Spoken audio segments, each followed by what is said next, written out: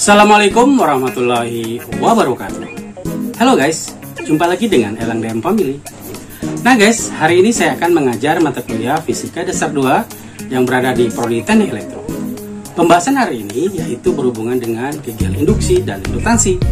Seperti apa materinya?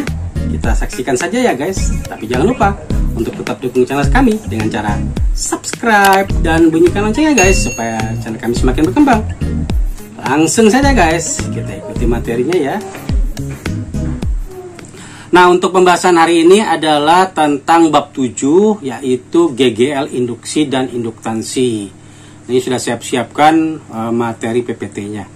Oke, saya harapkan kalian bisa menyimak materi ini.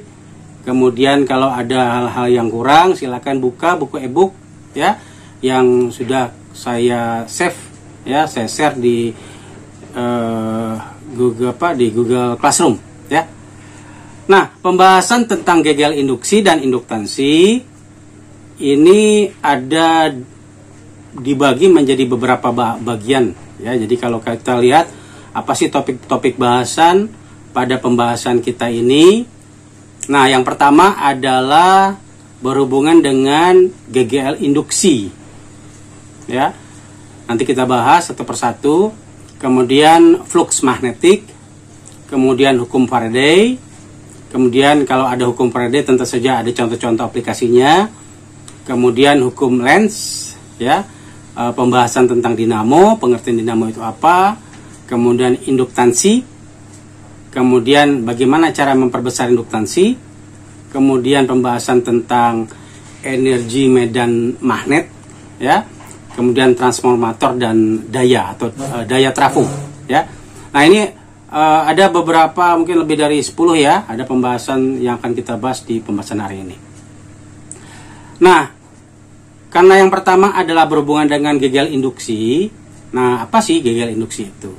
GGL induksi pembahasan-pembahasan yang sudah kalian kenal ya, mungkin di sekolah menengah kita mengenalnya sebagai min BLV. Jadi sigma anggaplah ini sebagai GGL induksi, satuannya volt ya. B itu adalah induktansi magnetik, satuannya Tesla.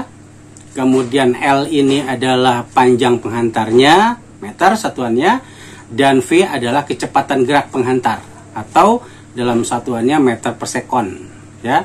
Jadi sigma sama dengan min BLV ya.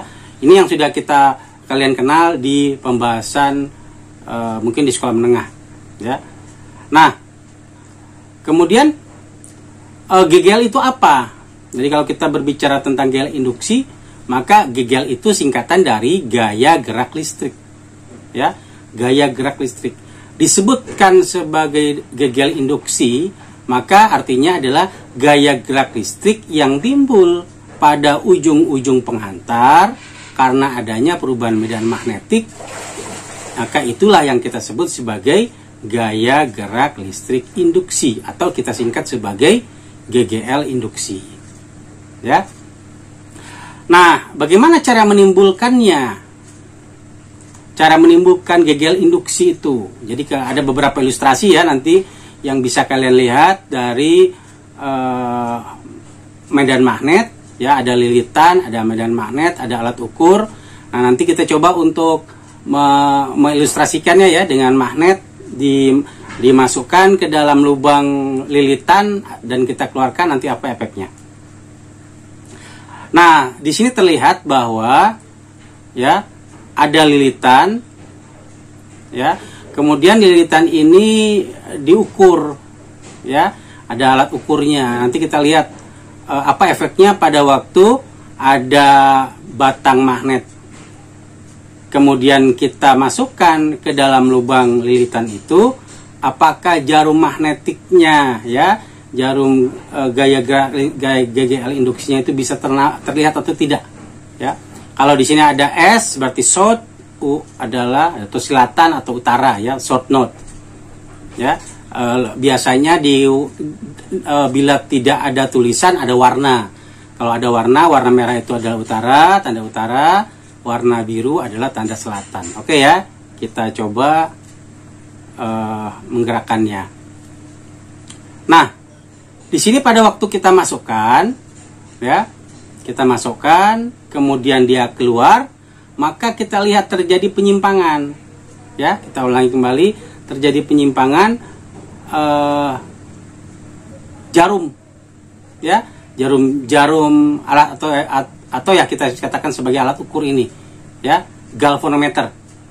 Jadi dia mengukur atau terjadi penyimpangan sehingga jarumnya itu bergerak. Jadi pada waktu kalian lihat di sini medan magnet terjadi, ya, atau masuk, bata magnet masuk ke sini, maka medan magnetnya itu menimbulkan apa? Menimbulkan GGL induksi.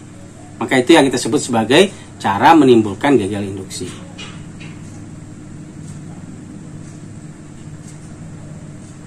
Nah, sekarang kita lihat nih, bagaimana kalau kita putar-putar. Kalau tadi dimasukkan, ya, kalau tadi dimasukkan, bergerak ke arah kanan jarumnya. Pada waktu kita putar-putar tadi, jarumnya bergerak ke arah kiri, gitu ya. Jadi utara selatan sangat menentukan, ya, pergerakan jarum. Jadi artinya kalau arah jarumnya tadi kita masukkan, bata magnetnya masukkan, arah jarumnya ke kanan. Pada waktu kita keluarkan, arah jarumnya ke kiri, ya, terjadi perubahan. Nah, artinya bahwa menggerakkan magnet masuk keluar kumparan, memutar magnet di depan kumparan, menyebabkan atau cara menimbulkan GGL induksi. Itu ya. Ini kesimpulan, ada dua kesimpulan yang bisa menyebabkan timbulnya GGL induksi. Apabila kita masukkan, keluarkan medan magnet ke dalam kumparan, atau kita memutar-mutar magnet di depan kumparan, maka juga terjadi GGL induksi. Ya. Nah, efek yang ditimbulkan kita bisa lihat di mana? Kita bisa lihat di alat ukur ini atau galvanometer ini. Ya, kita bisa lihat di sini.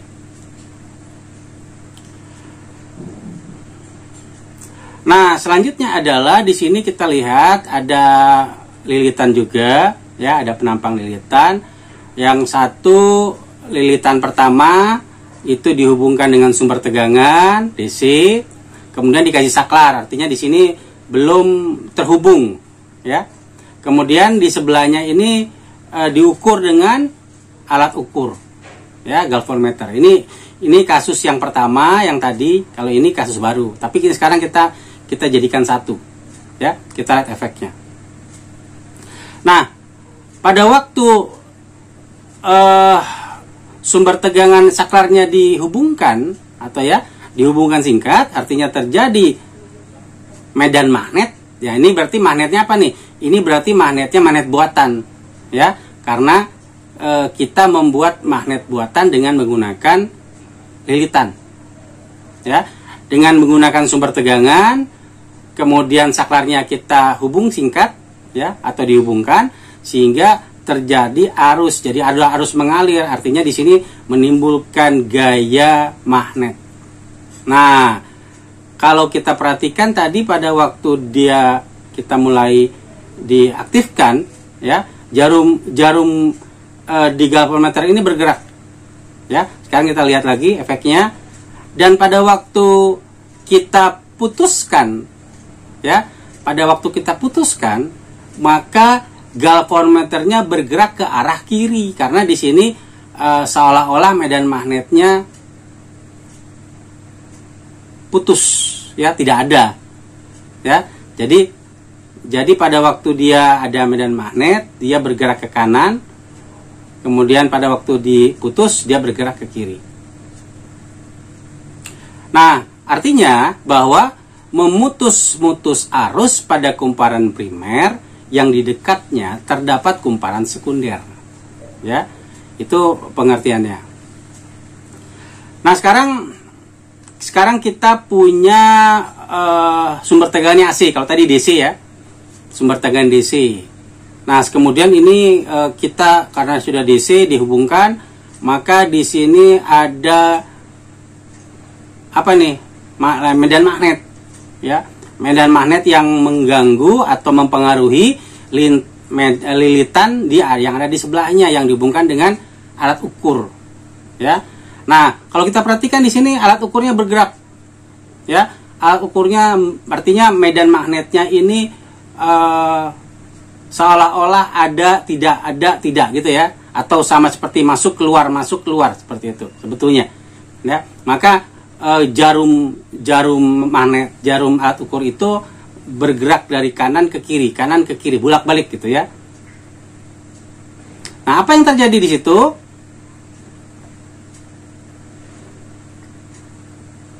Ya, berarti apa? Mengalirkan arus listrik bolak-balik pada kumparan primer yang di dekatnya terdapat kumparan sekunder. Gitu ya. Jadi, mengalirkan arus listrik bolak-balik karena ini AC bolak-balik pada kumparan primer yang di dekatnya terdapat kumparan sekunder. Oke ya, ini kasus yang ketiga. Ya, kita lihat lanjutannya. Nah, arah arus induksi dapat ditentukan dengan menggunakan hukum Lenz, ya, yaitu arah arus listrik induksi sedemikian rupa sehingga melawan perubahan medan magnet yang ditimbulkan. Nah, ilustrasinya ini ya, ilustrasinya arah arus induksi. Jadi ada magnet batang utara selatan, kemudian di sebelahnya ini adalah lilitan yang dihubungkan juga dengan alat ukur galvanometer, dan nanti kita lihat efeknya ya, bahwa pada waktu dia dimasukkan ya, jadi magnetnya dimasukkan ke dalam, kita lihat muncul apa ini? Muncul medan magnet yang ada di dalam lilitan ini dalam sekejap ya. Jadi pada waktu dia masuk berarti di sebelah kiri ini, sebelah kiri lilitan ya, itu adalah kutub apa nih? Kutub selatan. Ya. Jadi utara dengan selatan kan tarik menarik. Jadi dia terdorong nih ke dalam. Ya. Berarti kalau di sebelah sini utara, maka selatannya ada di mana? Selatannya ada di sebelahnya. Nah, pada waktu dia bergerak, maka ini selalu seperti itu, ya. Jadi selatan ini ada di sebelah sininya sekarang. Sekarang berarti kalau dia diam di sini, dia berhenti di sini, maka kutub atau medan magnetnya ini, ya, mempengaruhi. Jadi kalau kita perhatikan tadi jarumnya itu bergerak ya ke arah kanan. Nah, sekarang kita kembalikan lagi.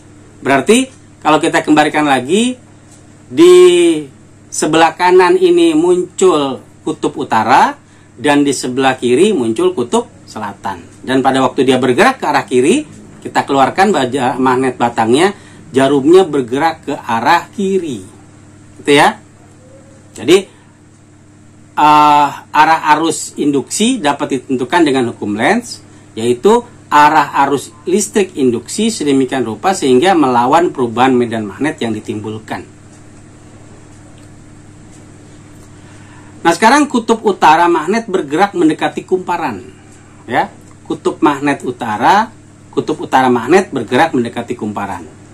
Nah, sekarang kalau ini kita lihat ya, kasusnya dengan pernyataan kutub utara magnet bergerak mendekati kumparan, kita perhatikan baik-baik, ilustrasinya agak lebih cepat ya bergeraknya. Jadi slow motionnya agak sulit ya, kita perhatikan.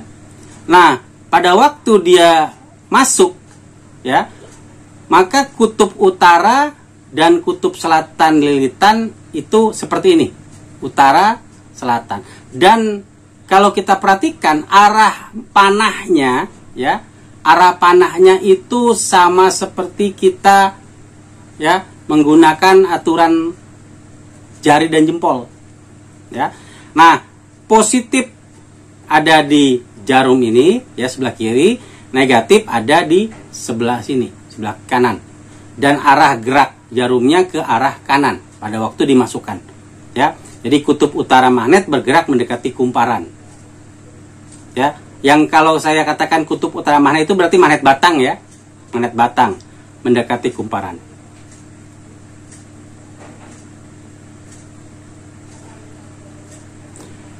Nah, ini ya yang warna biru ada panah, itu adalah arah arus ya, atau mungkin kalau lebih lengkapnya kita sebut sebagai arah arus listrik induksi ya. Nah, sekarang bagaimana kalau kutub utara magnet bergerak menjauhi? Tadi kan mendekati ya. Sekarang bagaimana kalau dia menjauhi? Kalau dia menjauhi, nah ini kasusnya nih. Ya, artinya dia berada misalnya dari dalam ke arah mana? Ke arah luar. Ya. Jadi kalau di sini magnet batangnya sudah masuk, kemudian akan kita gerakan menjauhinya atau bergerak ke arah kiri misalnya ya. Nah, sekarang kita lihat ilustrasinya sesuai arah panah. Nah, pada waktu kutub magnet batang kutub utaranya bergerak menjauhi kumparan, maka di sini kutub selatan ada di sebelah kiri, kutub utaranya ada di sebelah kanan. Ya, arah nih ya, arah arusnya mana nih? Arah arusnya bergerak ke arah bawah, atau kalau di sini kita lihat positif ada di sebelah kanan, negatif ada di sebelah kiri. Jadi ini kan melingkar kan, lilitan kan melingkar seperti ini sebetulnya ya. Dia melingkar. Nah, karena dia melingkar, maka pada waktu lingkarannya itu bergerak, dia dari arah kanan masuk ke galvanometer, keluar kembali, maka di sini dianggap sebagai nilai positif dan di sini kita anggap sebagai nilai negatif, sehingga arah jarumnya bergerak ke arah kiri. Ya. Nah, arah arusnya yang harus kita perhatikan. Kalau tadi arah arusnya itu dari kiri ke kanan, ya kalau dilihat dari bawah ya. Jadi kalau di sini kan dari kiri masuk kanan. Tapi kalau yang tadi dari kanan masuk ke kiri, kalau yang sebelumnya. Jadi berbeda ya. Jadi kalau arah arus kutub utara magnet bergerak menjauhi kutub kumparan, menjauhi kumparan, maka ini yang terjadi, ilustrasi ini, ya. Tapi kalau bergerak mendekati lingkaran, mendekati kumparan, maka sebaliknya, ya. Jadi gambarnya terbalik, ya, arah-arahnya pun terbalik. Oke ya. Kita lanjutkan. Sekarang apa sih yang mempengaruhi besar GGL induksi, ya? Jadi faktor-faktor apa sih yang mempengaruhi GGL, ya? GGL induksi. Jadi di sini ada dua ilustrasi, ya, nilai yang sama. Kita lihat, ya, bagian atas ini ada magnet batang utara selatan, utaranya mendekati kumparan. Yang bagian bawahnya pun sama. Lihat arah-arah ini ya, arah-arah lintasan ya.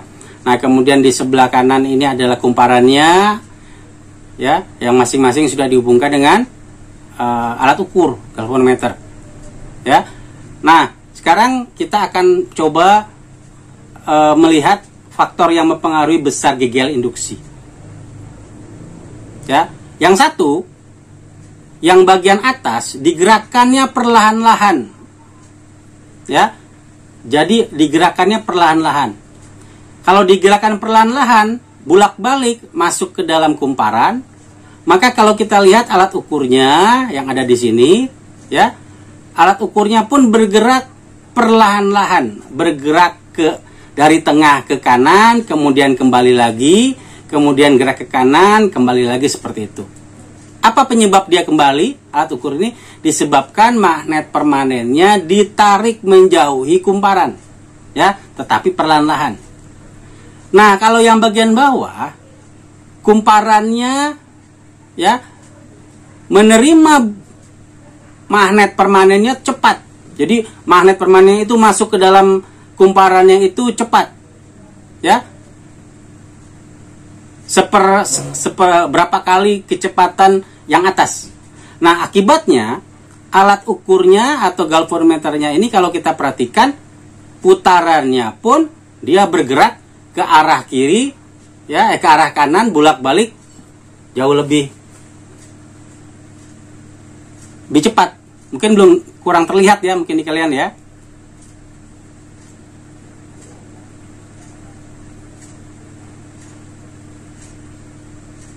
Sebetulnya di sini kecepatannya terlambat ya kalau di sana. Nah, sekarang eh, jadi kalau kita lihat faktor yang pengaruhinya, yang pertama adalah ya, GGL induksi sebanding dengan kecepatan perubahan flux magnetik, gitu ya. Jadi yang pertama adalah GGL induksi sebanding dengan kecepatan perubahan flux magnetik. Itu yang pertama. Yang kedua,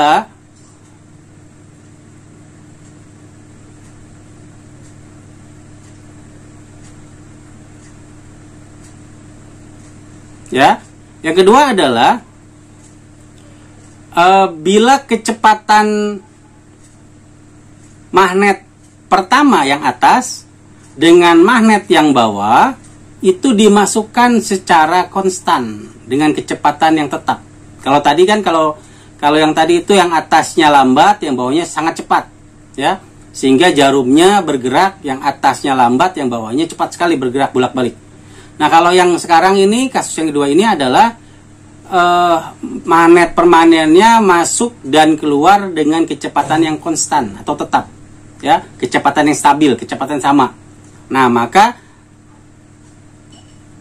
jarum alat ukur itu bergerak, ya, dia bergerak dengan kecepatan yang sama dengan kecepatan magnetnya masuk ke dalam kumparan.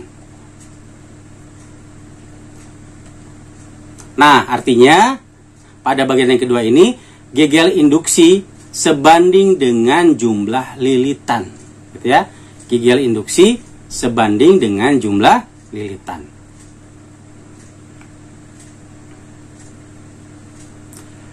Nah, sekarang kita lihat tentang flux magnetik, ya. Flux magnetik. Jika dalam suatu ruang terdapat medan magnet, maka jumlah garis gaya yang menembus permukaan dengan luas tertentu bisa berbeda-beda, tergantung pada kuat medan magnet dan sudut antara medan magnet dengan vektor luas permukaan. Flux magnetik mengukur jumlah garis gaya yang menembus suatu permukaan secara tegak lurus. Jadi kalau di sini ada gambar permukaan, ya, ada gambar permukaan. Kemudian kalau kita ingin melihat garis gaya yang menembus permukaan itu arahnya tegak lurus. Jadi flux magnetik menyatakan jumlah garis gaya yang menembus permukaan dalam arah tegak lurus. Ya, jadi di sini ada B, ada DA. Ya, yang ini menyatakan garis gaya yang ditimbulkan. Nah, flux magnetik definisikan sebagai, ya, jadi di sini ada sudut, ya, di sini ada cos theta. Jadi theta itu adalah sudut antara vektor B dan DA. Jadi kalau dari gambar tadi, ya, gambar sebelumnya itu ada sudut, berarti itu adalah antara vektor B dan DA. Ya, jadi flux magnetik, ya, flux magnetik ini simbolnya V, ya, V atau flux magnetik sama dengan integral B dot DA. B-nya dalam vektor, DA-nya pun dalam vektor, karena di sini ada garis panah atas, ya. Atau sama juga dengan integral B dikali DA cos theta, ya. Nah, jika tiap titik di permukaan besarnya medan magnet konstan, maka kita dapat menyederhanakan persamaan menjadi flux magnetik atau V sama dengan B integral DA cos theta. Ya. Dan jika pada permukaan sudut antara B dan DA selalu konstan, maka cos theta dapat dikeluarkan dari integral dan diperoleh menjadi flux magnetik atau V sama dengan, ya, B cos theta integral DA. Nah, integral DA ini sama juga dengan A. Jadi akhirnya dia akan dapatkan flux magnetik sama dengan B cos theta dikali A atau B dot A. Oke, ya. Jadi kalau di sini ada lambang B, ada lambang A, theta dan V atau flux magnetik, maka ada satuannya. B itu adalah induksi magnet Tesla, satuannya. A itu luas penampangnya atau satuannya meter persegi, ya, meter pangkat 2. Kemudian theta adalah sudut antara B dan luas permukaan, ya, atau bidang, ya. Nah, kemudian V itu adalah flux magnet, satuannya Weber. Ada soal ya, kita coba kerjakan soalnya.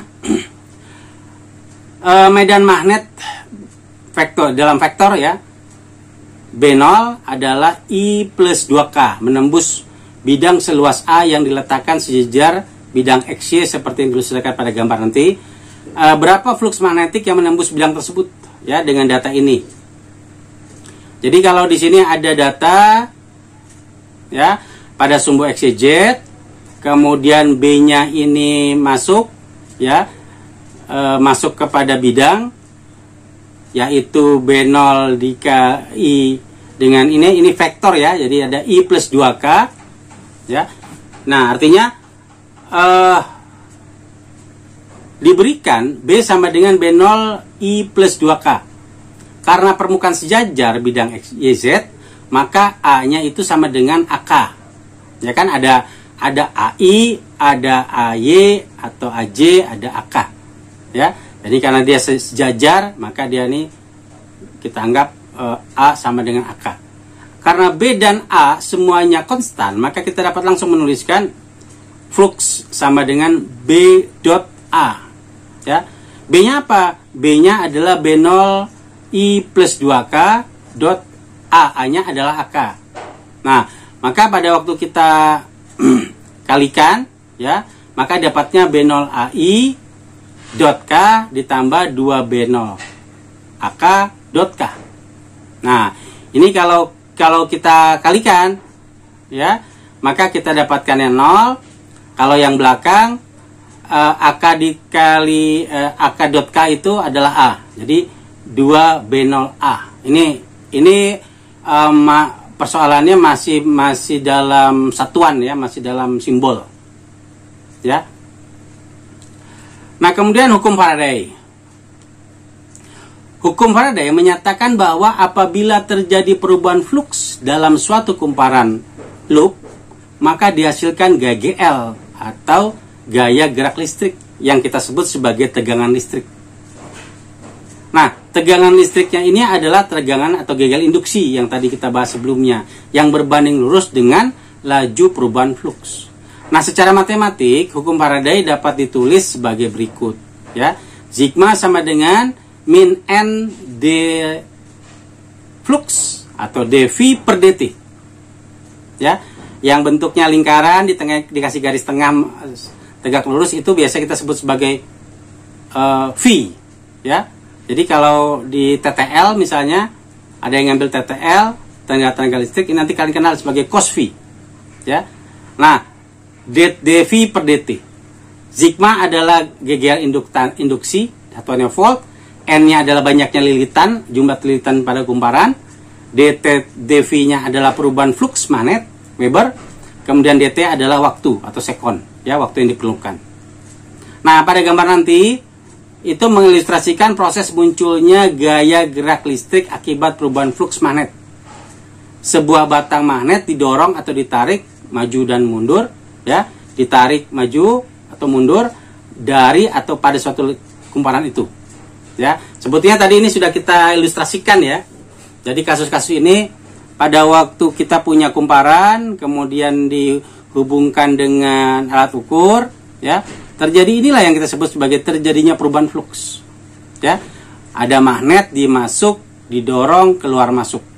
Kemudian kalau dia keluar masuk, maka galvanometernya, alat ukurnya ini pada waktu dimasukkan dia bergerak ke kanan. Pada waktu dikeluarkan dia bergerak ke kiri.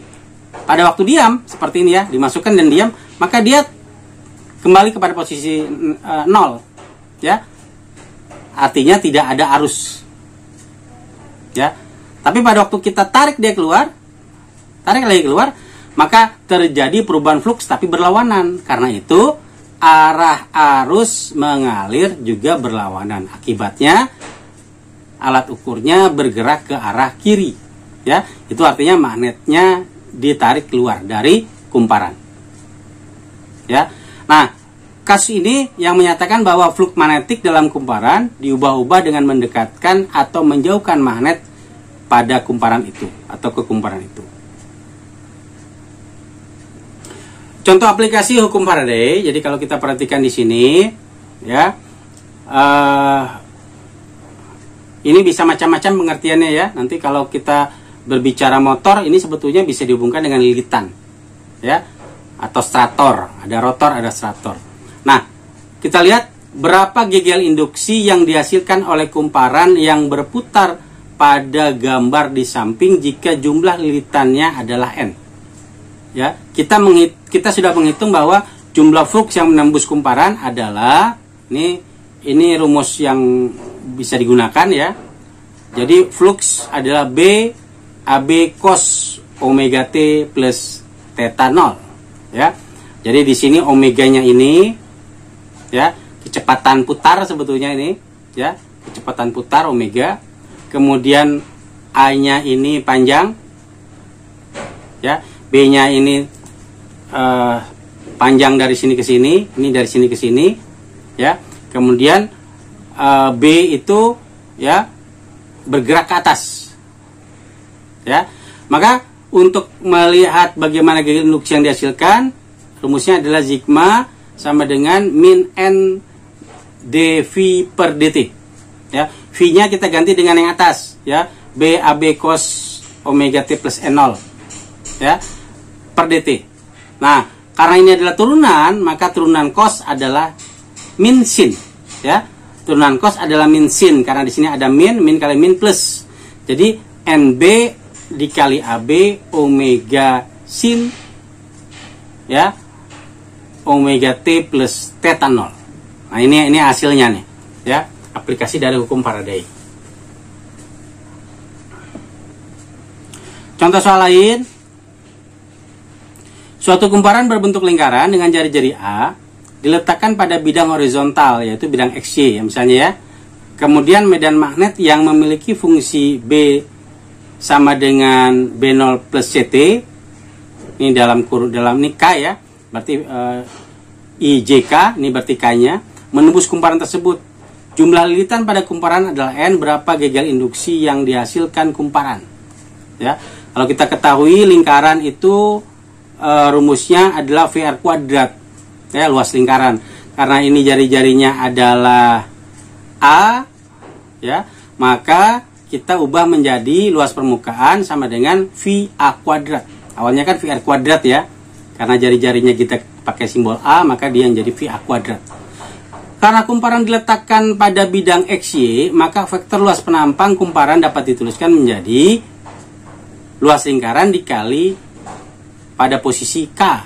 Ya, jadi vektor A, kalau ini kan luas permukaan dalam vektor ya, berarti luas lingkaran dikali posisinya. Jadi VA kuadrat K dalam vektor. Ya. Dengan demikian, flux magnetik yang menembus kumparan adalah V sama dengan B dikali A. B bukan dikali, B dot A. Ya, B dot A. B-nya adalah B0 plus CTK.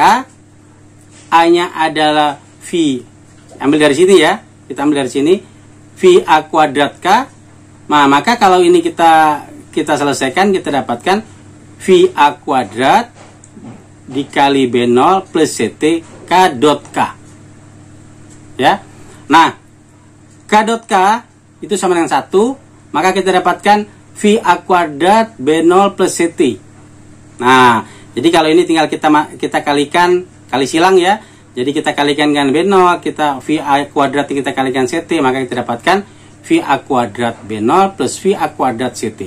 Nah, gegel induksi yang dihasilkan, kalau rumusnya adalah sigma sama dengan min N dt per dV per dt, maka V ini kita ganti dengan hasil yang di atas yang tadi kita dapatkan. Nah, ya, karena ini merupakan turunan D per dt, maka semua yang ada T-nya yang kita turunkan, yang tidak jadi 0.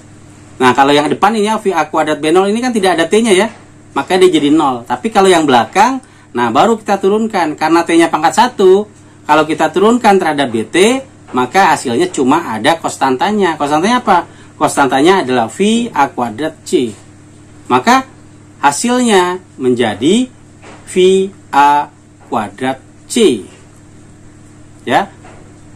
Dikali N. Ya. Nah, ini hasil dari sigma tadi. Selanjutnya adalah hukum Lenz. Ya. Gambar di samping memperlihatkan medan magnet yang berubah-ubah besarnya menembus kumparan. Dengan demikian, terjadi perubahan fluks dalam kumparan. Berdasarkan hukum Faraday, dihasilkan gagal induksi sigma. Ya. Pertanyaan selanjutnya adalah kemana arah aliran arus dalam kumparan tersebut? Apakah arus melewati hambatan dari A ke B atau sebaliknya dari B ke A? Jadi kalau ini ya, kita pasang hambatan atau resistor ya pada kumparan ini ya, maka apakah arus itu bergerak dari kiri ke kanan atau kanan ke kiri ya. Nah, sekarang kita coba perhatikan baik-baik. Hukum Faraday hanya mengungkapkan besarnya gagal induksi yang dihasilkan ketika terjadi perubahan fluks magnetik dalam suatu loop. Tetapi kemana arah arus induksi dalam loop tersebut tidak terungkap lebih detail dalam hukum tersebut. Arah arus induksi yang dihasilkan diungkapkan oleh hukum Lenz, gitu ya. Jadi penjelasannya ada di dalam hukum Lenz. Apa itu bunyinya? Arah arus induksi dalam suatu kumparan adalah sedemikian rupa sehingga medan magnet yang dihasilkan arus tersebut melawan perubahan fluks penyebabnya. Ini ya, hukum Lenz. Nah, artinya apa? Jika fluks yang menyebabkan GGL makin lama makin membesar, maka arah arus induksi harus sedemikian rupa sehingga medan magnet yang dihasilkan arah arus induksi tersebut memperkecil fluks. Ya. Nah, ini hanya mungkin jika arah medan magnet yang dihasilkan arus induksi berlawanan dengan arah medan yang diterapkan pada loop. Nah, yang kedua adalah jika fluks yang menyebabkan GGL makin lama makin kecil, maka arah arus induksi harus sedemikian rupa sehingga medan magnet yang dihasilkan arus induksi tersebut memperbesar fluks. Ya, ini hanya mungkin jika arah medan magnet yang dihasilkan arus induksi searah dengan arah medan yang diterapkan pada loop. Nah, gini ya. Jadi dua kondisi ini yang perlu kita ingat ya, ingat baik-baik. Ini ada contoh soal ya.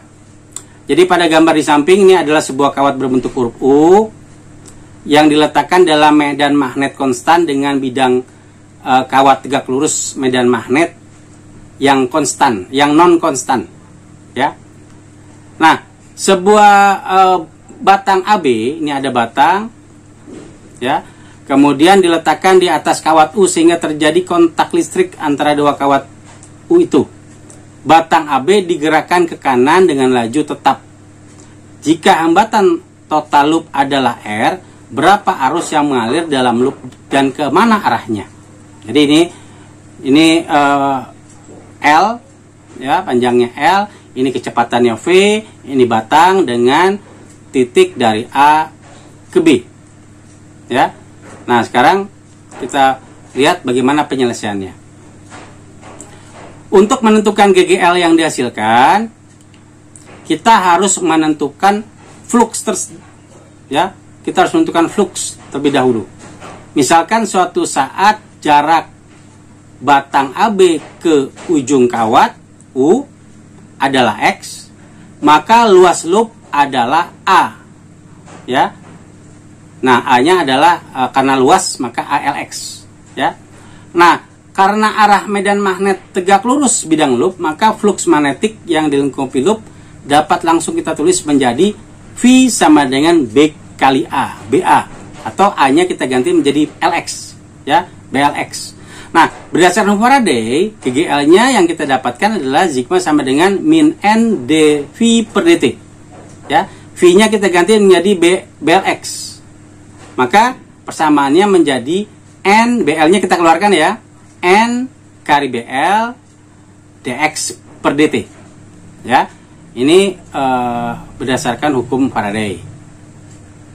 Nah, karena batang AB hanya satu, maka jumlah lilitan loop hanya satu, yaitu N sama dengan 1.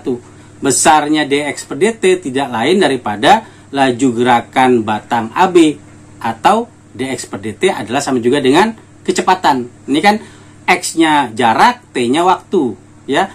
Jarak per waktu sama juga dengan kecepatan, atau dalam satuan v.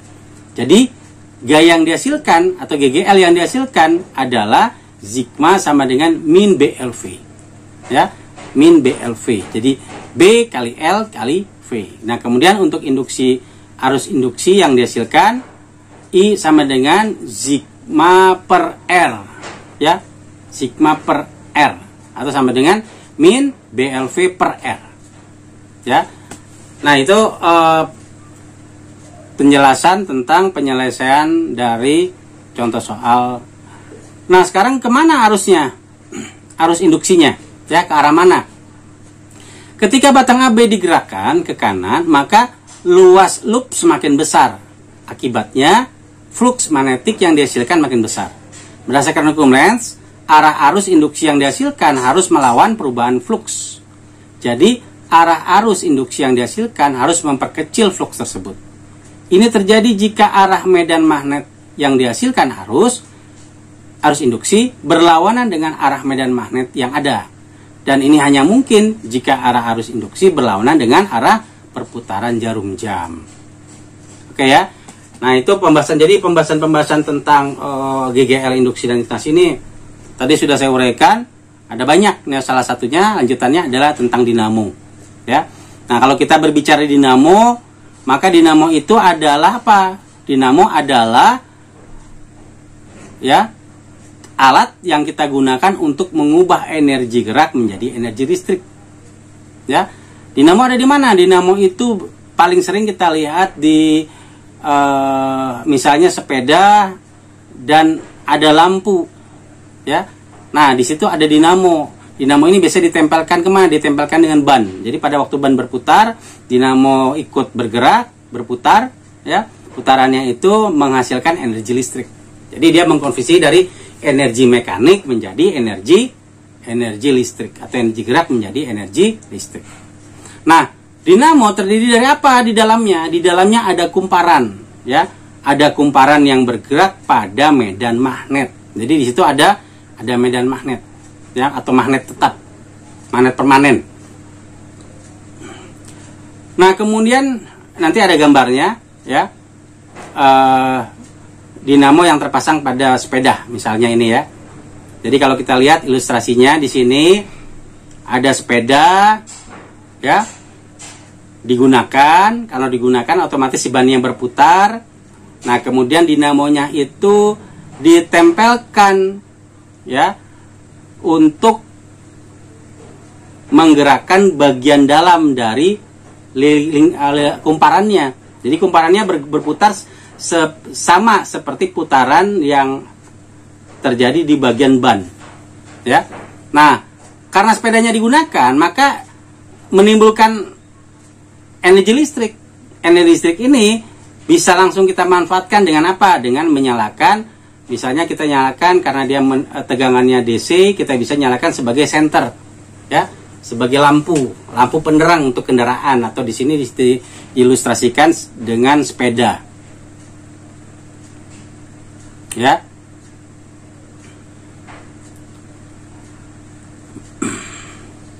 Nah, sekarang bagian dalam dinamo itu seperti apa sih?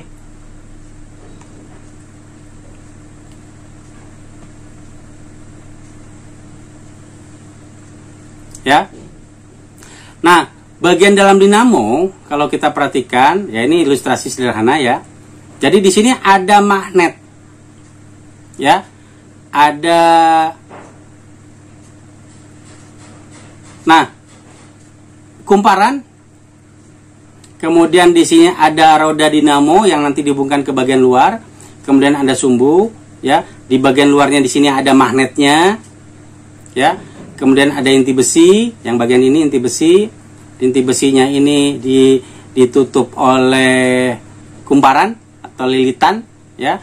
Nah, lilitan ini nanti yang dihubungkan kemana? Dihubungkan ke lampu, ya. Sehingga pada waktu roda dinamonya berputar, ya, sumbu dinamonya ikut berputar. Nah, di sini artinya karena ada medan magnet, ini kan bergerak ya. Yang bagian ini bergerak juga. Nah, karena dia bergerak, maka apa yang terjadi? Maka menimbulkan energi listrik. Ya.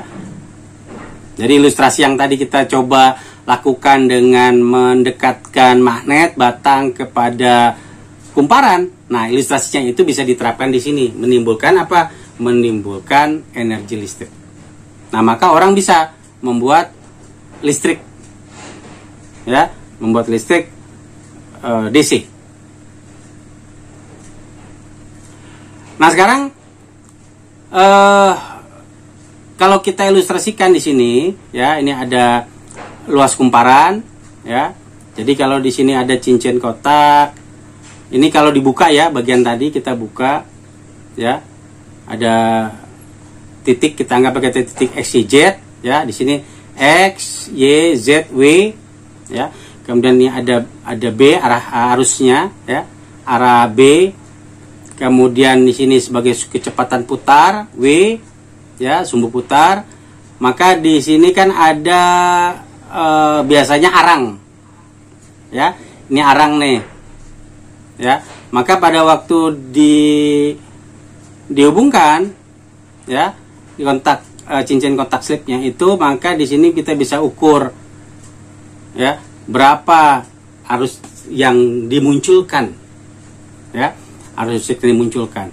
Nah, luas kumparan A sama dengan A kali B, ya. Akibat perputaran kumparan, maka proyeksi luas kumparan dalam arah tegak lurus medan magnet, ya, hanya A yang tegak lurus, ya. Apa nilainya? AB sin theta. Jadi kalau ini ilustrasinya, ya, ini B, ya, ini panjang, ini B pada menimbulkan sudut, ya.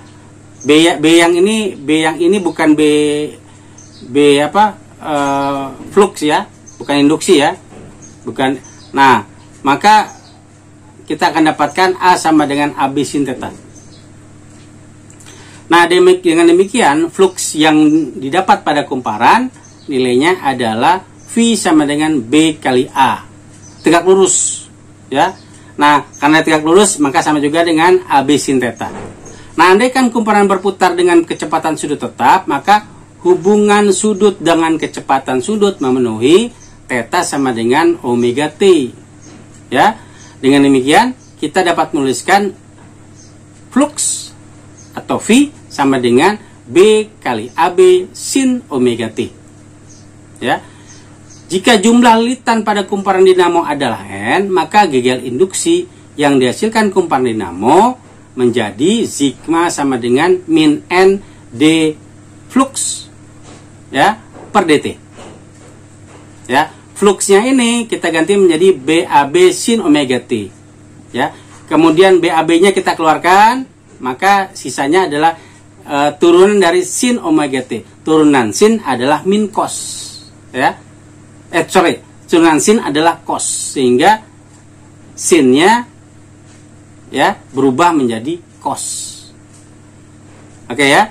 Nah, kemudian hasil akhirnya adalah min N BAB omega cos omega T. Karena di sini kan turunan dari sin omega T. Berarti nilai konstantanya kita keluarkan, ya. Jadi omega cos omega T. Nah, sedangkan kalau kita pakai pemisalan, ya, NBAB omega T, ya, NBAB omega itu kita anggap sebagai sigma maksimum, ya. Maka sama juga dengan sigma sama dengan min sigma max cos omega T. Nah, berarti ini adalah merupakan amplitudo GGL yang kita hasilkan. Amplitudo, ya. Karena bentuknya kan gelombang, ya. Gelombang cos. Kalau gelombang cos itu berarti dia bergerak dari titik 1 amplitudo, ya, 1, kemudian turun ke -1, itu kalau amplitudenya 1 dan -1. Ya. Dan seterusnya. Ini ada soal, berapa tegangan maksimum yang dapat diperoleh dari sebuah kumparan yang mengandung 100 litan yang sedang berotasi dalam medan magnet 0,2 Tesla dengan laju 20 rpm. Nah, kemudian luas kumparan adalah 2,5 cm persegi. Diberikan N-nya, berarti N-nya 100, ya. 100 litan, N-nya 100, kemudian B-nya adalah medan magnetnya adalah 0,2 Tesla. Kemudian kecepatan, ya, lajunya 20 rpm, berarti omeganya adalah 20 rpm. Berarti rpm itu berarti radius per menit, ya. Radius per menit, berarti kita harus konversikan dia 20 kali 2V. Ini kan Pak, ini lingkaran ya, kecepatan lingkaran. Maka 2V itu kan 360 derajat dibagi menit, ya. 1 menit kan 60 detik, ya. Maka kita ubah dia karena ini per menit kan, radius per menit. RPM itu ada radius per menit, maka kita dibagi dengan 60 detik, ya. Nah, hasilnya adalah 2,1 radian per sekon, ya. Kemudian luas kumparannya ini sudah ada 2,5 cm persegi. Kalau kita ubah dalam satuan meter, maka dia menjadi 2,5 kali 10 pangkat min 4 meter kuadrat. Nah, kalau kita mau cari berapa tegangan maksimumnya, maka kita pakai saja yang sigma max, ya. Sigma max adalah NBAB omega. Berarti N-nya 100, B-nya adalah 0,2, I-nya itu adalah A dengan ini ya, luas ini ya, luas A. Langsung kita pakai saja AB-nya itu. Berarti 2,5 kali 10 pangkat min 4. Ya. Kemudian omeganya itu adalah 20 rpm yang sudah kita konversikan, yaitu 2,1 radian per sekon. Nah, ini kita kalikan semua. Karena ini berhubungan dengan tegangan maksimum, maka satuannya adalah volt. Ya, kita dapatkan nilainya. Ini tingkat kesulitannya adalah mengkonversikan satuan. Jadi kalau kita bisa mengkonversikan satuannya, mudah-mudahan untuk menyelesaikannya kita mudah. Nah, kemudian induktansi. Ya. Jadi kalau induktansi di sini kita perhatikan ini arus DC. Jadi induktansi muncul di DC dan di AC. Ya, biasanya kita sebut kita kenal sebagai kumparan, ya, atau mungkin aplikasinya di solenoid. Ya, ini adalah arus DC, maka sigmanya berapa? Ya, sigmanya adalah 0. Tetapi kalau arusnya arus AC, sigmanya tidak sama dengan 0. Ya, oke ya. Nah, sekarang kita lihat baik-baik. Jika solenoid tersebut dialiri arus searah, maka beda potensial antara dua ujung solenoid hampir 0. Yang pertama yang di sebelah kiri ya. Karena beda tegangan sama dengan perkalian arus dan hambatan solenoid. Karena solenoid hanya berupa kawat penghangat konduktor, sehingga hambatan listrik antara kedua ujung solenoid hampir 0. Tetapi jika solenoid dialiri arus yang berubah-ubah atau arus AC, maka sifat solenoid akan berubah. Ya, karena arus berubah-ubah terhadap waktu, maka kuat medan magnet dalam solenoid berubah-ubah. Karena luas penampang solenoid tetap, maka flux magnetik yang dikandung solenoid berubah terhadap waktu. Berdasarkan Faraday, maka solenoid menghasilkan gegel induksi. Dengan demikian, jika A dialiri arus bolak-balik, maka muncul tegangan antara dua ujung solenoid. Tegangan ini tidak muncul ketika solenoid kita aliri arus searah. Jadi di sini ya, kalau jalur lebih ringkas sih memang kita lihat gambar saja, sudah bisa langsung kita baca. Ya, jadi kalau solenoid ini kita aliri arus DC, ya, maka beda potensialnya 0. Tetapi bila dialiri arus bolak-balik atau arus AC, ya, maka beda potensialnya itu tidak sama dengan 0 atau nilainya ada. Dan bisa berubah-ubah tergantung dari apa? tergantung dari besarnya arus yang mengalir, arus AC yang mengalir. Tapi kalau arus DC, berapapun besarnya arus DC yang mengalir, beda potensialnya tetap 0, ya.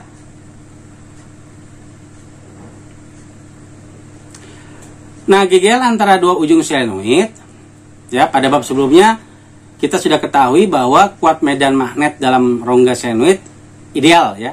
Jadi B sama dengan mu0 NL, ya.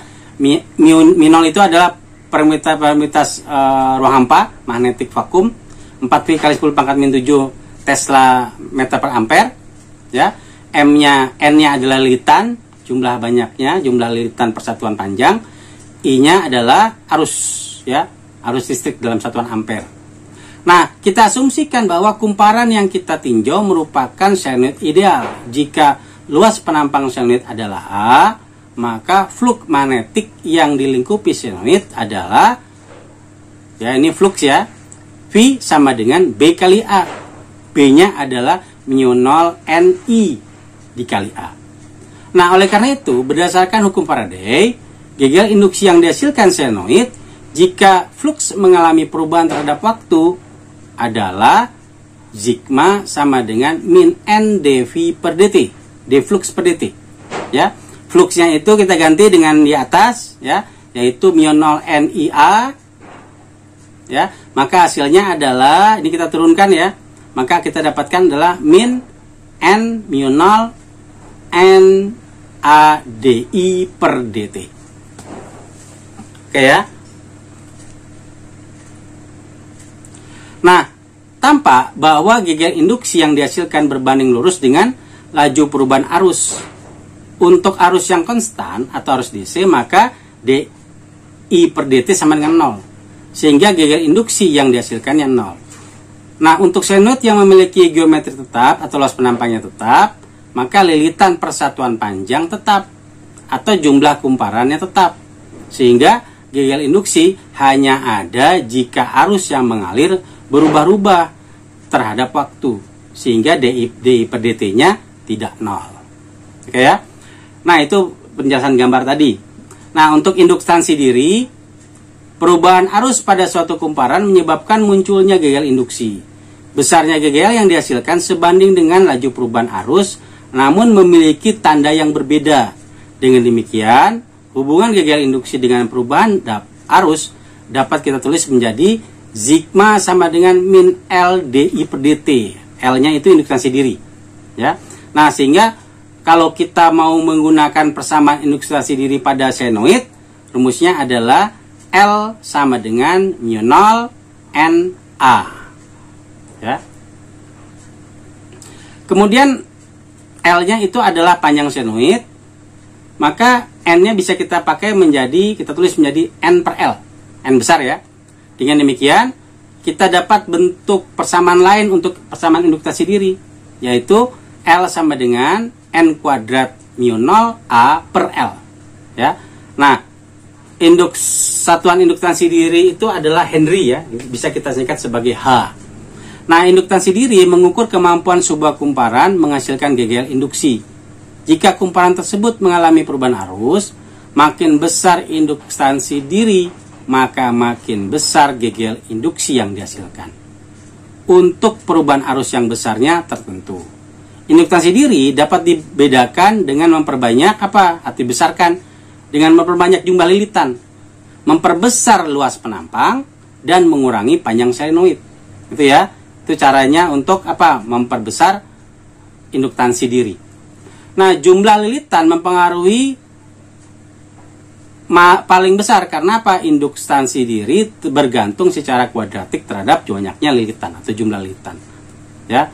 Jadi kalau jumlah lilitannya kita kecilkan, maka kita bisa Kita bisa memperbesar induktansi diri. Ini ada soal, ya. Sebuah solenoid yang panjangnya 5 cm dan luas penampangnya 0,3 cm kuadrat memiliki 100 lilitan. Di rongga solenoid hanya berisi udara. Berapa induktansi dari solenoid itu, ya? Nah, kalau kita lihat, ini soalnya singkat ya.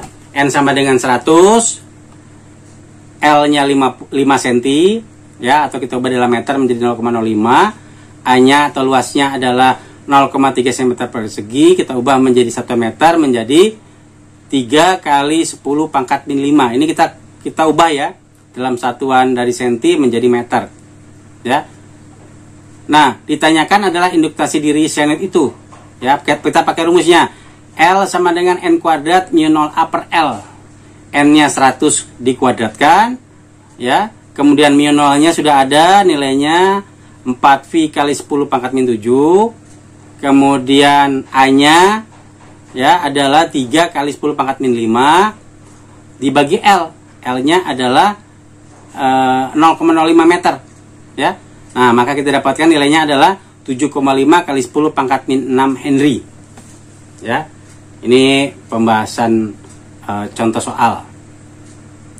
Nah, induktansi diri atau kumparan ini paling sering sebetulnya ya tidak selalu berada atau kita lihat di solenoid. Jadi kalau kalian buka peralatan elektronik ya, di situ ada kumparan ya. Kumparan itu digunakan ya. Nah, sebetulnya punya fungsi yang macam-macam. Jadi kalau dalam aplikasinya, kumparan ini fungsinya seperti apa? Seperti menghilangkan noise ya, bisa jadi pemfilteran ya. Jadi kalau ada C, ada L ya, itu biasanya fungsinya sebagai penghilang noise. Nah, induktansi bersama yang akan kita bahas ini memerlukan kehadiran 2 solenoid atau lebih. Induktansi bersama memperhitungkan efek satu solenoid terhadap solenoid lainnya. Misalkan sekarang kita punya 2 solenoid yang didekatkan seperti pada gambar ini. Jadi ini ada 2 solenoid ya. Ada arus. Jadi kalau di sini ada arus 1 masuk berputar, berarti keluar ke sini ya. Di sini ada B ya. B masuk dari tengah solenoid yang pertama, kemudian lanjut ke solenoid yang kedua ya. Bisa masuk, otomatis juga pasti bisa keluar ya. Nah, solenoid pertama dari arus I1 yang berubah-ubah terhadap waktu. Akibatnya, medan magnet yang dihasilkan solenoid tersebut berubah-ubah. Sebagian medan magnet ini masuk ke dalam rongga solenoid si kedua, sehingga menghasilkan flux pada solenoid yang kedua. Karena medan magnet berubah-ubah, maka flux magnetik pada solenoid kedua juga berubah-ubah. Ya, akibatnya pada solenoid kedua muncul GGL induksi. Nah, bentuk induktansi bersama dari 2 solenoid yang didekatkan ini seperti ini ya. Jadi gambar, jadi bentuknya ya. Yang ini. Jadi ada sigma 1 ya, ada sigma 2. Nah, kalau di sini persamaannya adalah induktansi diri L21 ya. Ini psi ya, nilainya konstan, sigma 0 N1 N2 A2 per L1 ya. Psi ini adalah konstanta. Nilai parameter psi tergantung pada jarak antara 2 solenoid ya, dan orientasi solenoid terhadap solenoid yang lainnya. Makin jauh jarak antara 2 solenoid, maka makin kecil harga psi-nya atau konstantanya. Jika jarak antara 2 solenoid sangat besar atau mendekati tak berhingga, maka psi-nya itu mendekati 0 atau sama dengan 0. Ini berarti tidak ada magnet yang dihasilkan solenoid pertama yang masuk ke solenoid kedua. Sebaliknya, jika kedua solenoid berimpitan dan konsentris, maka psi sama dengan 1. Jadi kalau semakin rapat dia mendekati 1 ya.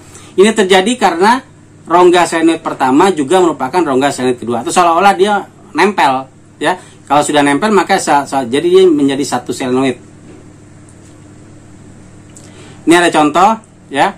Ada 2 solenoid disusun secara konsentris seperti pada gambar. Jadi ada di bagian dalam ya. Jumlah lilitan panjang dan jari-jari masing-masing solenoid adalah N1 L1 A1 untuk yang pertama, N2 L2 A2 untuk solenoid yang kedua. Tentukan induktansi bersamanya untuk L21-nya itu seperti apa. Jadi karena di sini kita lihat solenoidnya itu dalam satu penampang sebetulnya, bagian luar dan dalam ya. Berarti yang dalam itu ada medan magnet, yang di luar tidak ada medan magnet. Gitu ya, ilustrasinya seperti itu. Jadi ini jaraknya A1, yang ini jaraknya A2, jari-jarinya. Ya. Jika sel-sel yang kecil diberi arus, maka medan magnet hanya ada dalam rongga sel-sel yang kecil. Jika ruang antara dua senoid, medan magnet 0 diilustrasikan pada gambar di samping. Jadi flux magnetik yang dikandung senoid besar berapa? Ya, itu artinya flux atau V2 itu sama dengan B1A1. Ya, B1A1 atau B-nya adalah mu0 N1L1 kali A1. Ya. Nah, N-nya ini sama dengan N1 per L1. Ya. Nah, berarti kita sudah tahu ya, B-nya tadi adalah kuat medan magnetik, satuannya Tesla. Mu0 adalah permeabilitas ruang hampa, ya. 4V kali 10 pangkat min Tesla per meter, Tesla meter per ampere. Kemudian N-nya adalah jumlah litan per satuan panjang, ya, satuan meter. Kemudian I-nya arus, kemudian A-nya adalah luas penampang, ya. Luas, kalau ini senoid maka kita sebut sebagai luas lingkaran, ya, VR kuadrat atau VA kuadrat. Nah, kalau kita perhatikan dengan seksama, maka tampak pada flux yang dikandung senoid besar sama dengan flux yang dikandung senoid kecil, ya. GGL induksi pada senoid besar menjadi GGL induksi pada senoid kecil, sehingga nilainya adalah sigma 2, ya. GGL induksi yang kecil kan 2, sama juga dengan min N2 d theta 2 per dt. Nah, ini kita pakai, ya, jadikan persamaan pertama, ya. Ini kalau kita ubah adalah min N2 mu0 N1 per L1 A1 DI1 per dt. Nah, ini juga bisa kita tulis menjadi lebih ringkas, ya, menjadi min L2 DL1 per dt. Nah, kalau kita bandingkan antara persamaan yang pertama dan yang kedua, maka induktansi bersamanya menjadi N1N2 mu0 A1 per L1, ya. Atau kalau A1-nya ini kita ganti menjadi VA1 kuadrat, nah, maka persamaannya menjadi N1N2 mu0 VA1 kuadrat per L1, ya. Karena A ini kan luas penampang senoid, ya, bentuknya lingkaran. VR kuadrat menjadi VA kuadrat. Karena ini luas penampang yang kecil, senoid kecil, maka kita pakai yang A1. Ya. Nah, kemudian bagaimana cara memperbesar induktansi? Ya. Untuk memperbesar suatu induktansi senoid, maka kita masukkan bahan magnetik ke dalam rongga senoid. Hal ini serupa dengan memasukkan bahan dielektrik antara dua plat kapasitor dengan maksud memperbesar kapasitasnya, ya, kapasitansinya. Nah, medan magnet yang mula-mula B, ya, saat senoid kosong berubah menjadi B aksen, ya, yaitu mu kali B.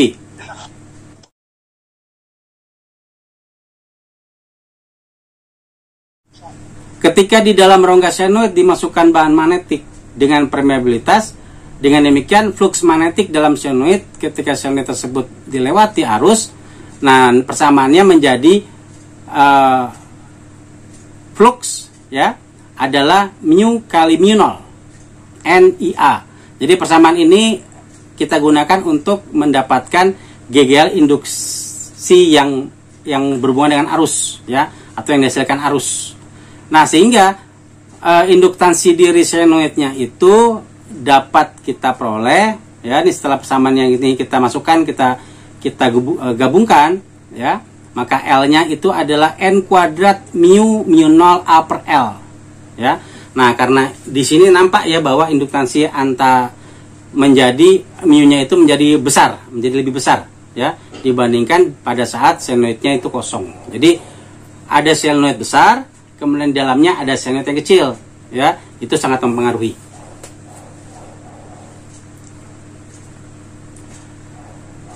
Ini ada contoh, ya. Ada sebuah senoid dengan panjang 4 cm, luas penampangnya 0,5 cm persegi, lilitan 200, ya. Kemudian jika di rongga sianoid hanya berisi udara, berapa induktansi dirinya. Kemudian berapa induktansi sianoid jika rongganya kita isi dengan teras besi. Ya, dengan mu-nya adalah 4000. Ya. Berarti N-nya diketahui 200, L-nya adalah 4 cm atau 0,04 meter. Ini kita harus ubah dalam satuan-satuan terbesarnya ya. Kemudian A-nya adalah 0,5 cm persegi atau 5 kali 10 pangkat min 5 meter persegi. Kemudian mu 0 4 V kali 10 pangkat min 7 Tesla meter per ampere. Nah, sekarang yang pertama adalah bagaimana jika rongga sel itu kosong. Ya. Maka kita pakai rumus ini ya, N kuadrat mu 0 A per L. Mu 0-nya N-nya 200 dikuadratkan, mu 0-nya adalah 4 V kali 10 pangkat min 7, A-nya adalah 5 kali 10 pangkat min 5. Ini pangkatnya, bukan kurang ya, pangkat. 10 pangkat min 5 dibagi 0,04. Maka hasilnya adalah 6,4 kali 10 pangkat min 5 Henry. Nah, sekarang bagaimana kita bila rongganya sianoid itu kita isi dengan teras besi? Ya, maka rumus yang kedua yang kita pakai N kuadrat mu kali mu 0. Jadi mu yang pertama adalah 4000, mu 0-nya itu yang probabilitas ruang hampa 4 V kali 10 pangkat min 7. Ya, persamaan sama kita kalikan, maka kita dapatkan nilainya 0,25 Henry. Jauh lebih besar otomatis ya. Kalau kosong lebih kecil ya, karena ini 10 pangkat min 5. Kalau ini yang bawahnya ini ya, induktansi dirinya ini jauh lebih besar ya, karena diisi dengan teras besi. Kemudian ada lagi pembahasan tentang energi medan magnet ya. Jika ada medan listrik, maka ada energi yang tersimpan dalam medan magnet tersebut. Misalkan sebuah solenoid dialiri arus, maka pada kedua ujung solenoid muncul GDL induksi. Yang persamaannya tadi sebetulnya sudah kita kenal ya. Sigma sama dengan min NDI per dt. Ya. Jika tambahan muatan sebesar dq dialirkan menuju solenoid itu, maka energi yang diperlukan untuk melawan beda potensial solenoidnya adalah dW sama dengan min sigma cross A Q. Ya.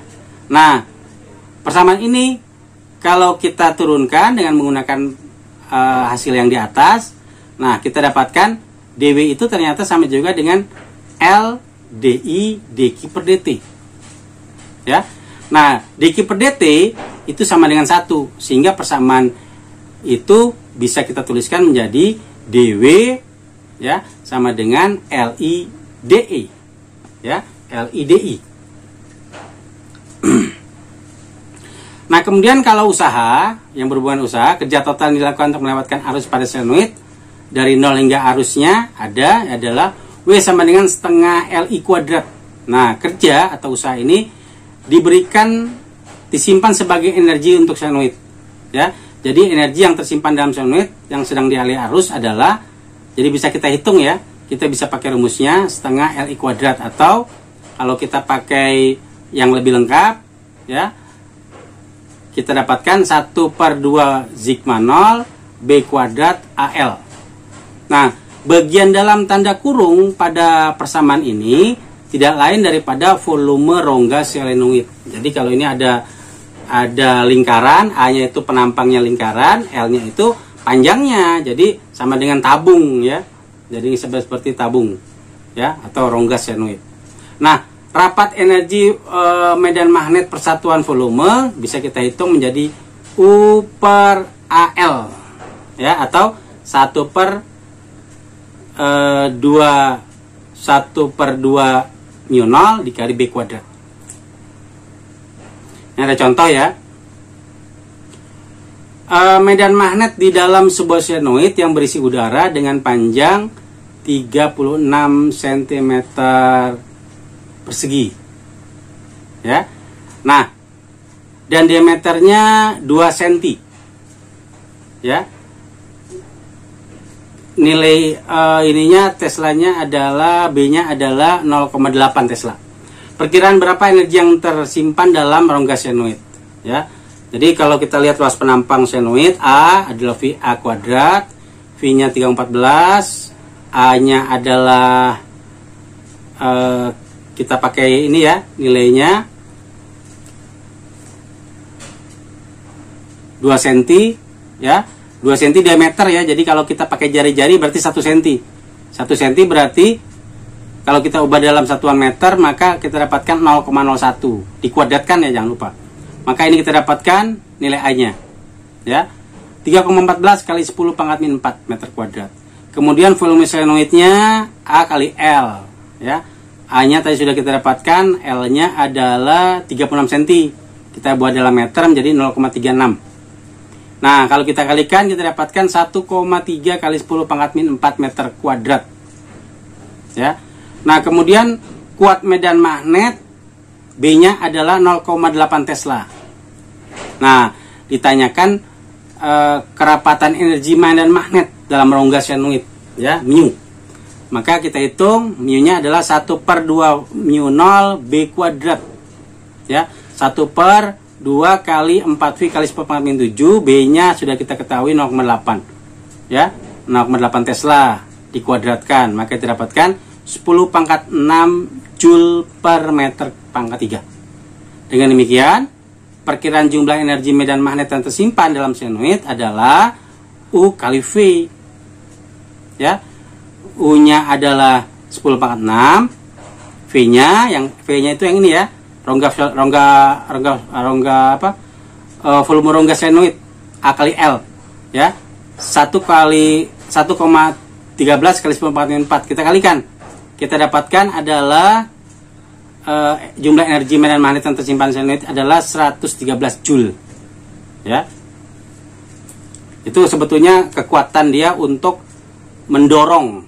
Jadi kalau kita pakai senoid ya, untuk ini aplikasi senoid ini kan sebetulnya macam-macam ya. Jadi biasa kita sebut sebagai kontaktor, biasa kita sebut sebagai dinamo starter ya. Kalau di tim robot kita pakai sebagai senoid untuk menendang bola ya. Kekuatan dia menendang bola itu bisa dihitung sebetulnya ya, tidak cuma asal perkiraan tapi kita hitung. Ini salah satu contoh ya cara menghitungnya. Nah, di bagian terakhir adalah yang berhubungan dengan transformator. Nanti ini ada hubungannya dengan pembahasan minggu depan ya. Pembahasan minggu depan nanti ada hubungannya juga dengan ini. Nah, transformator yang sering kita sebut sebagai trafo adalah alat listrik yang digunakan untuk mengubah tegangan listrik yang bukan DC menjadi lebih besar atau juga lebih kecil dari tegangan semula. Ya, ini khususnya untuk AC ya, tegangan AC. Tegangan yang dapat diubah oleh trafo hanya tegangan yang berubah-ubah terhadap waktu, misalnya tegangan bolak-balik. Kalau kita berbicara transformator. Nah, gambar di samping adalah contoh transformator yang kita jumpai sehari-hari. Ini ada biasanya ya di setiap komplek ya, di depan-depan perumahan ini biasanya ada transformator, atau di kampus juga ada ya. Di kampus juga banyak. Ya. Nah, yang kedua adalah transformator yang banyak kita jumpai di toko elektronik yang kita gunakan sebagai adaptor atau power supply. Nih ya. Nih. Jadi kalau kalian punya pengecas yang kalian kenal sebagai pengecharger, apakah charger laptop kah, charger HP kah ya. Nah, ini di dalamnya ini ada transformatornya. Ya. Kalau sekarang kan jauh lebih kecil. Tapi kalau kita buat sendiri ya, kita buat sendiri adaptor, maka kita perlu transformator sekian ampere nih biasanya ya. Nah, yang ketiga, yang ini yang bawah, ini transformator yang dipasang pada rangkaian ya. Misalnya kita punya lampu LED, lampu di listrik ya di rumah. Nah, kalau kita buka di dalamnya ini ada transformator. Karena itu kita bisa menggunakan dari AC ke DC. Karena LED itu kan tegangan DC. Ya, berarti di sini fungsinya adalah merubah tegangan dari AC ke DC. Sama juga ya sebetulnya dengan ini, tapi dia perlu penyarah lagi. Ya, dia perlu penyarah. Maka di sini biasanya ada tegangan 2 ya, 3 volt, 4,5 volt dan seterusnya sampai 12 volt atau 24 volt atau 48 volt ya, tergantung trafo yang kita gunakan. Nah, bagian utama transformator itu seperti ini ilustrasinya ya. Jadi ini bagian utamanya. Yang pertama ini kita sebut sebagai kumparan primer, ya. Yang kedua ini kita sebut sebagai kumparan sekunder, ya. Jadi yang kumparan primer ada sebelah kiri, yang kanan ini adalah kumparan sekunder. Nah, yang tengah ini kita sebut sebagai inti besi. Jadi inti besi ini sebetulnya lapisan-lapisan ya, lapisan-lapisan plat. Kalau kita buka itu lapisan-lapisan plat. Nah, sumber tegangan AC masuk di sini, ya. Nah, kemudian ya ilustrasinya seperti ini. Jadi kalau kita lihat ini bentuk fisiknya, ini ilustrasinya. Jadi ini lilitan, ya, yang sebelah kiri. Nah, ini inti besi, berarti ini ada rongga udara. Ya, ada membuat jarak antara kumparan primer dengan kumparan sekunder, dan baru digunakan untuk lampu, ya. Yang ini lampu nih, tanda lampu.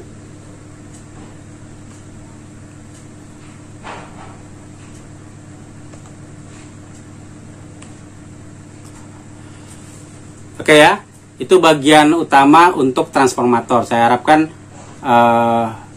penjelasannya walaupun singkat, tapi paling tidak mewakili dari apa yang nanti anak-anak elektro akan mendapatkan di materi-materi yang lebih lengkap di mata kuliah lain. Nah, secara umum bahwa trafo memiliki dua kumparan, ya. Kumparan primer berada di bagian input, tempat tegangan listrik masuk ke dalam trafo. Kemudian kumparan sekunder berada di bagian output trafo, tempat tegangan listrik hasil pengubahan keluaran dari trafo. Jika arus masuk ke dalam kumparan primer, maka dihasilkan medan magnet. Medan magnet yang dihasilkan kumparan primer diarahkan ke kumparan sekunder.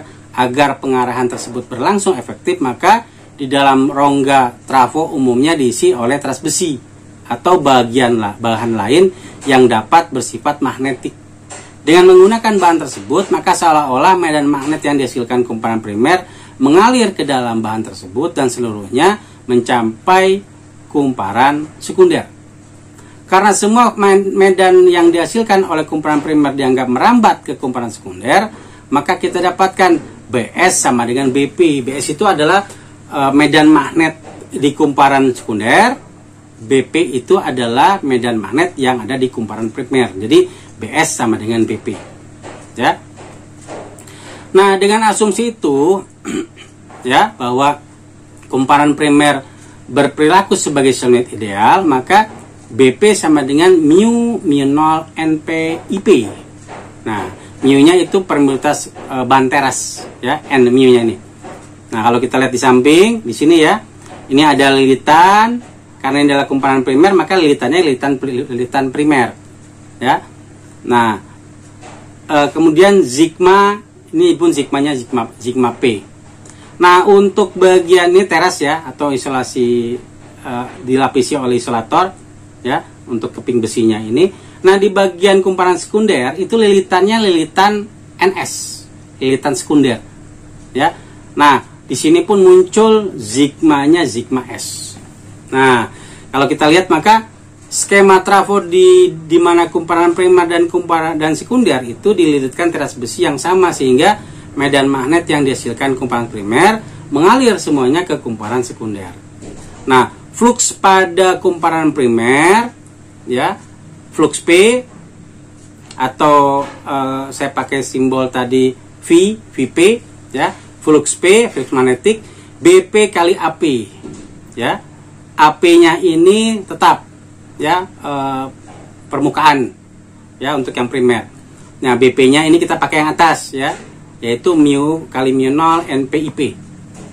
Kemudian flux magnetik pada sekunder rumusnya sama, ya, tapi semuanya untuk bagian yang sekunder, ya, mu 0 NP IP AS, belakangnya untuk AS-nya, NP-nya sama, IP-nya sama, AS yang beda, ya, untuk yang flux magnetik pada kumparan sekunder. Nah, gegel induksi yang dihasilkan pada kumparan primer adalah sigma P, ya, sigma P ini kita dapatkan min NP dV per dt, tapi P-nya P primer ya. Ini semuanya untuk primer. Jadi hasil akhirnya kita dapatkan min NP mu 0 NP AP dIP per dt. GGL induksi yang dihasilkan pada kumparan sekunder adalah sigma S sama dengan min NS D theta S per dt. Nah, karena d theta S per dt ini sudah kita ketahui, ya, maka sama juga dengan min NS mu kali mu 0 NP AS dIP per dt. Nah, jadi persamaan sigma P-nya kita pakai di bagian bawah ini ya. Nah, dengan demikian sigma S per sigma P sama dengan NSAS per NP AP. Jika dianggap bahwa luas penampang kumparan primer dan sekunder sama, maka dapat kita peroleh sigma S per sigma P sama dengan NS per NP. Tampak dari persamaan, jika NS lebih besar dari NP, maka tegangan keluaran lebih besar daripada tegangan masukan. Trafo semacam ini kita kenal sebagai step up, ya, trafo step up. Jadi trafo step up itu input ya lebih kecil, output lebih besar. Nah, sekarang yang kedua adalah jika NS lebih kecil dari NP, maka tegangan keluaran lebih kecil daripada tegangan masukan. Maka trafo ini kita sebut sebagai trafo step down. Ya, trafo step down itu dari besar ke kecil. Nah, kita lihat contoh berikut pada gambar kumparan pertama dengan jumlah lilitan N1 dan panjang L1 berada di dekat kumparan kedua dengan jumlah lilitan N2 dan panjangnya L2. Jari-jari kedua kumparan sama-sama A. Medan magnet dari kumparan pertama yang menembus kumparan kedua hanya 80%. Jika arus yang mengalir pada kumparan pertama adalah I sama dengan I0 sin omega T, berapa GGL yang dihasilkan pada kumparan kedua? Sekarang kita perhatikan ada dua silinder, ya. Di silinder ini, silinder besi ini ada dua kumparan, yaitu kumparan satu yang bagian atas dan kumparan dua di bagian bawah. Kumparan satu itu dikasih sumber tegangan bolak-balik, dan di kumparan dua diukur, jadi dikasih beban dan diukur, ya. Diukur pakai voltmeter. Nanti kita akan melihat bagaimana cara penyelesaiannya. Nah, untuk menyelesaikannya kita anggap bahwa kumparan ideal, maka medan magnet yang dihasilkan kumparan pertama adalah B1 sama dengan mu0 N1L sama dengan mu0 N1 per L1L, ya. Medan magnet yang masuk ke dalam kumparan kedua adalah B1 sama dengan 0,8 B1 sama dengan 0,8 mu0 N1 per L1I, ya. Nah, flux magnetik pada kumparan kedua adalah V2, ya, atau flux 2 adalah B2A2 sama dengan 0,8 kali mu0 N1 per L1I dikali luas lingkaran, ya. Jari-jarinya kan A, jadi VA kuadrat, maka saya dapatkan 0,8 mu0 NA kuadrat N1 per L1I. Nah, GGL induksi pada kumparan kedua, maka kita dapatkan sigma 2-nya adalah min N2 kali 0,8, ini sama ke atas ya, tinggal kita pakai semuanya, mu0 VA kuadrat N1 per L1 DI per dt. Ya. Nah, DI per dt ini adalah DI0 sin omega T dt. Nah, sehingga persamaan itu, ya, bisa kita dapatkan hasil lengkapnya, ya, yaitu 0,8 N1 N2 mu0 VA kuadrat omega I0 per L1 cos omega T. Nah, kemudian trafo daya, ya. Trafo daya pun nanti akan berulang juga ya pembahasannya di pembahasan bab selanjutnya, ya, untuk arus bolak-balik, tahanan bolak-balik, ya. Nah, pada transformator arus dimasukkan pada kumparan primer hasilnya pada kumparan sekunder diperoleh arus. Karena adanya arus listrik menandakan adanya energi, maka energi yang dimasukkan ke kumparan primer dapat dideteksi pada kumparan sekunder. Dengan demikian, trafo juga berperan sebagai pemindah energi dari kumparan primer ke kumparan sekunder. Dari sifat pemindahan energi ini, kita dapat menentukan hubungan antara arus pada kumparan primer dan pada kumparan sekunder. Nah, hubungan dapat ditentukan sebagai berikut. Jadi kalau kita berbicara daya, ya, daya itu adalah arus dikali tegangan. Nah, kalau ini sigma P ini adalah hubungannya dengan beda tegangan, ya, beda potensial listrik, maka daya di primer sama dengan arus di primer dikali sigma P. Nah, bagaimana untuk yang sekunder? Ya, yang sekunder adalah sama. Daya adalah arus dikali tegangan. Daya di sekunder sama dengan arus di sekunder dikali sigma S. Gitu ya. Nah, kemudian bagaimana dengan efisiensi? Karena trafo itu ada erat hubungannya dengan efisiensi. Efisiensi itu berhubungan dengan daya. Jadi, daya sekunder sama dengan efisiensi dikali daya primer. Gitu ya. Atau IS sigma S sama dengan NIP sigma P. Atau bisa juga kita dapatkan kalau kita ingin mencari arus sekundernya, arus keluaran, maka sama juga dengan ya efisiensi dikalikan apa? Sigma P dibagi sigma S dikali IP. Nah, kalau kita masukkan persamaan sigma S per sigma P sama dengan NS per NP, maka persamaan ini juga bisa ada hubungannya, ya. Maka apa hubungannya? Bahwa hasilnya adalah IS per IP sama dengan NP per NS, gitu ya. Ini yang bagian terakhir aja yang bisa, yang lebih mudah untuk diingat, ya. Dihubungkan dengan persamaan yang sebelumnya sudah kita hitung. Ini ada contoh ya. Mudah-mudahan di akhir-akhir pertemuan ini memperjelas ya pembahasan tentang trafo. Sebagai contoh ya, sebuah trafo step up, berarti trafo step up ini adalah lebih besar ya. Mengubah tegangan 25 volt menjadi 250 volt. Nah, ini dari kecil menjadi besar, 25 volt menjadi 250 volt. Jika efisiensi trafonya adalah 80% dan kumparan sekundernya dihubungkan dengan lampu 250 volt, 50 watt, tentukan arus dalam kumparan primer. Ya, kita pakai perbandingan lilitan tadi sekunder dengan primer. NS per NP itu adalah 250 per 25 atau sama dengan 10. Sehingga efisiensi trafo kita dapatkan 80% atau sekitar 0,8. Jadi 0,8 itu didapatkan dari 80 per 100. Nah, IP atau arus primernya adalah 1 per mu ya, atau 1 per efisiensi NS per NP IS sama dengan 1 per 0,8 dikali 10 dikali S sama dengan 12,5 IS. Tegangan pada kumparan sekunder adalah 250 volt. Tegangan ini melewati sebuah lampu yang tertulis 250 volt 50 watt. Besar hambatan lampu, nah mari kita lihat ya. Ini kita gunakan persamaan V sama dengan I kali R, P sama dengan I kali V. Nah, maka kita dapatkan R sama dengan V kuadrat per P atau 250 kuadrat per 50. Kita dapatkan 1250 ohm. Dengan demikian, arus sekunder yang dihasilkan adalah IS 250 per 1250, kita dapatkan 0,2 ampere. Dan arus primer yang mengalir adalah IP-nya adalah 12,5 IS. Nah, kalau IS-nya tadi sudah kita dapatkan 0,2, kita kalikan dengan 12,5, maka kita dapatkan 2,5 ampere. Nah, sehingga kita dapatkan arus primernya adalah 12,5 ampere.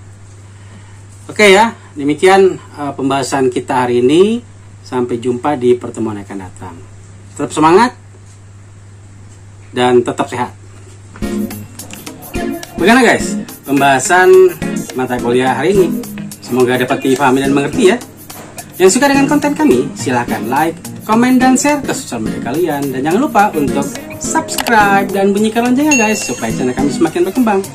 Saya tutup dengan ucapan wassalamualaikum warahmatullahi wabarakatuh. Jumpa lagi dengan konten kami yang lain. Terima kasih.